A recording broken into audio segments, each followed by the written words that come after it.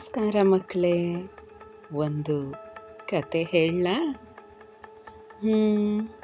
ನಿಮಗೆಲ್ಲ ಕರಟಕ, ದಮನಕ, ಪಿಂಗಳಕ ಮತ್ತು ಸಂಜೀವಕ ಇವುಗಳ ಹೆಸರೆಲ್ಲ ನೆನಪಿದೆ ಅಲ್ವಾ?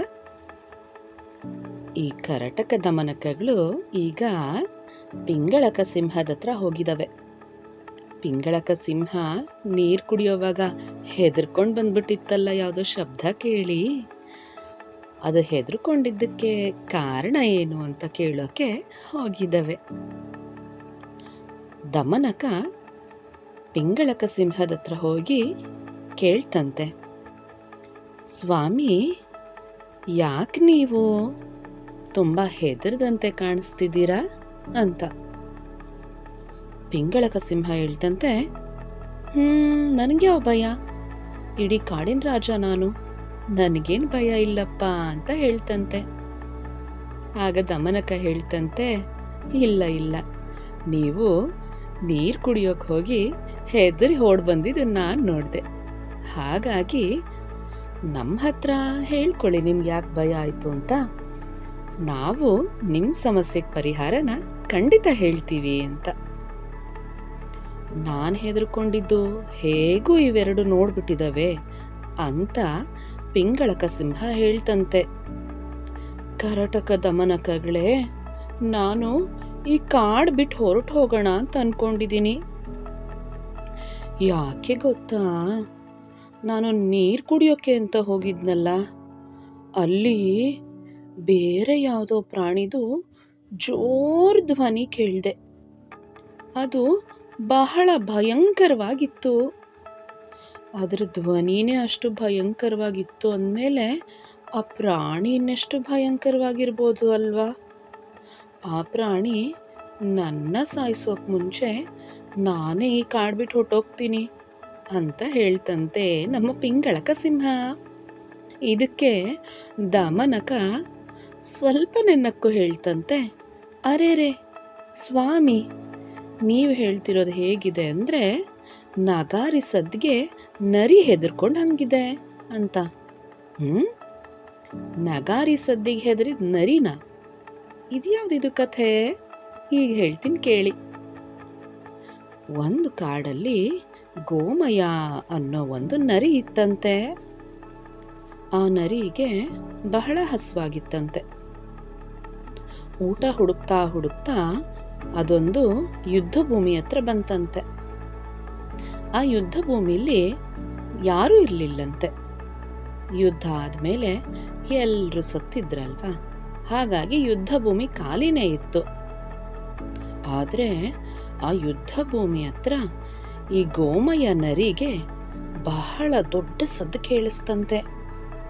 ಭುಮ್ ಭುಮ್ ಭುಮ್ ಭುಮ್ ಅನ್ನೋ ಸದ್ದು. ಈ ಗೋಮಯ ನರಿ ಬಹಳ ಹೆದರ್ಕೊಂತಂತೆ. ಇದ್ಯಾವುದೋ ದೊಡ್ಡ ಪ್ರಾಣಿ ಇರಬೇಕು, ನಾನಂತೂ ಹಸ್ಕೊಂಡು ನಿತ್ರಾಣ ಆಗಿದ್ದೀನಿ, ಓಡಕ್ಕೂ ಆಗಲ್ಲ ಜೋರಾಗಿ. ನಾನೇನಾದರೂ ಈ ಪ್ರಾಣಿ ಕೈಲಿ ಸಿಕ್ಕಿದ್ರೆ ನನ್ನನ್ನು ಸಿಗದು ತಿಂದೇ ಬಿಡುತ್ತಲ್ಲ ಅಂತ ಯೋಚನೆ ಮಾಡ್ತಾ ನಡುಗ್ತಾ ಒಂದು ಮೂಲೆಯಲ್ಲಿ ಕೂತಿತ್ತಂತೆ ಗೋಮಯ ನರಿ.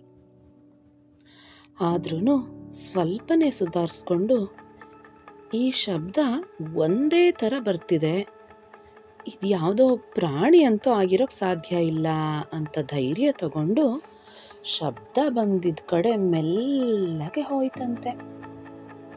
ಮೆಲ್ಲಗೆ ಹೋಗಿ ನೋಡ್ತಂತೆ, ಒಂದು ಮರದ ಕೆಳಗಡೆ ಒಂದು ನಗಾರಿ.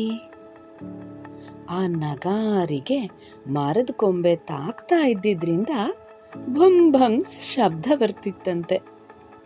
ಅದು ನಗಾರಿ ಅಂತ ಗೊತ್ತಿಲ್ಲದೆ ಇರೋ ನಮ್ಮ ಗೋಮಯ ನರಿ ಇದ್ಯಾವುದೋ ಆಹಾರದ ಪಾತ್ರೆ ಇರ್ಬೋದು ಅಂತ ಅನ್ಕೊಂಡು, ಅದಕ್ಕೂ ಬಹಳ ಹಸುವಾಗಿತ್ತಲ್ಲ, ಧುತ್ ಅಂತ ಹೋಗಿ ಹಾರೇ ಬಿಡುತ್ತಂತೆ ನಗಾರಿ ಮೇಲೆ. ನಗಾರಿಲಿ ಚರ್ಮದ ಹೊದಿಕೆ ಇರುತ್ತೆ, ಅದನ್ನು ಬಡ್ದಾಗ್ಲೇ ಶಬ್ದ ಬರೋದು. ಆ ಚರ್ಮದ ಹೊದಿಕೆನ ಬರ್ರಂತ ಹರಿದೇ ಬಿಡ್ತಂತೆ. ಒಳಗಿಣಕ್ಕೆ ನೋಡಿದ್ರೆ ನಗಾರಿ ಒಳಗೆ ಏನೂ ಇಲ್ಲ, ಎಲ್ಲ ಖಾಲಿ.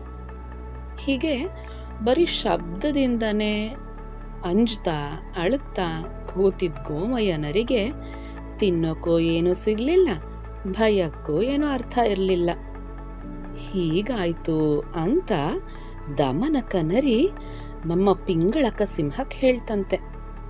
ಹೀಗೆ ಹೇಳಿದ ದಮನಕ ಹೇಳ್ತಂತೆ ಪಿಂಗಳಕ್ಕಂಗೆ, ಸ್ವಾಮಿ, ನೀವೇನು ಹೆದರ್ಬೇಡಿ, ಭಯನೂ ಪಡಬೇಡಿ. ನೀವು ನದಿ ಹತ್ರ ಕೇಳಿಸ್ಕೊಂಡ್ರಲ್ವಾ ದೊಡ್ಡ ಶಬ್ದ, ಅದು ಎಲ್ಲಿಂದ ಬಂದಿದೆ, ಆ ಶಬ್ದ ಯಾರು ಮಾಡ್ತಿದ್ದಾರೆ, ನಿಮ್ಮನ್ನ ಹೆದರ್ಸೋಕ್ ಮಾಡ್ತಿದ್ದಾರಾ ಇಲ್ವಾ ಆ ಕಾಡ್ಗೆ ಇವ್ರು ಹೊಸಬ್ರಾ, ಇದೆಲ್ಲ ತಿಳ್ಕೊಂಡು ಬರೋ ಜವಾಬ್ದಾರಿ ನನಗಿರಲಿ, ನೀವು ಹೆದರ್ಬೇಡಿ, ನಾನು ಈಗ ಬಂದೆ ಅಂತ ಹೇಳಿ ಕರಟಕ ದಮನಕಗಳು ಎರಡೂ ಧ್ವನಿ ಬಂದಿದ್ದ ಕಡೆ ಹುಡುಕ್ತಾ ಹೋದ್ವಂತೆ. ಮಕ್ಕಳೇ, ಮುಂದಿನ ಕಥೆಯಲ್ಲಿ ದಮನಕನರಿಗೆ ಎಲ್ಲಿಂದ ಶಬ್ದ ಬಂತು ಅಂತ ಗೊತ್ತಾಯ್ತಾ? ಅದಕ್ಕೆ ಅದು ಹೇಳಿದ್ದ ಉಪಾಯ ಆದರೂ ಏನು, ಇದೆಲ್ಲ ತಿಳ್ಕೊಳ್ಳೋಣ. ಮುಂದಿನ ಕಥೆ ಜೊತೆ ಮತ್ತೆ ಬರ್ತೀನಿ. ಅಲ್ಲಿವರೆಗೂ ಜೋಪಾನ.